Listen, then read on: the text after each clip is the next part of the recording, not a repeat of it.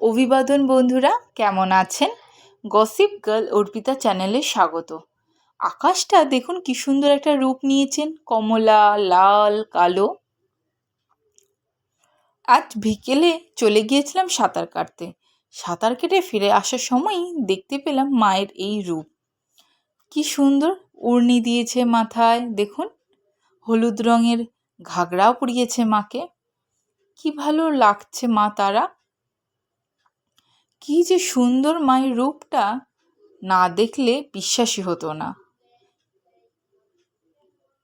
মুখটা যেন মোহময়ী, এক ঢাল চুল, বাহ কি সুন্দর। এই জিভটা কি ভালো লাগছে দেখতে, চকমক করছে পুরো। মাকে একটা রুদ্রাক্ষের মালাও পরিয়েছে ওরা। পাশে রয়েছে একটা পাখা, এই পাখা দিয়েই মাকে আরতি করা হয়। এই যে সমস্ত সরঞ্জাম দিয়ে মাকে প্রস্তুত করা হচ্ছে, কারণ মায়ের পুজো হবে এখনই।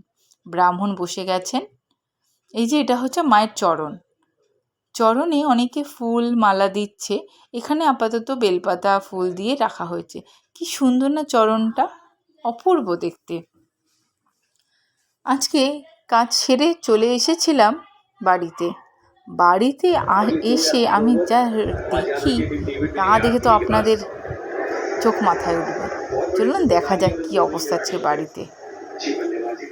ঘর তো লন্ডভন্ড হয়ে রয়েছে, আর সঙ্গে এই যে ম্যাচ চলছে বলে দেখুন না বাড়িতে বাকি মানুষগুলো কি শুরু করেছে। এই যে আমার বর আর আমার মেয়ে, দেখতে পাবেন তাদের মধ্যে কি দ্বন্দ্ব।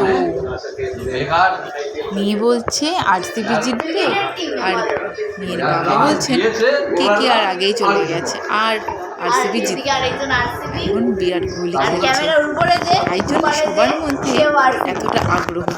ঘড়ি কাটা 11টা বাজে, কারোর কোনো সময়ের হুঁশ নেই, সময় চলছে।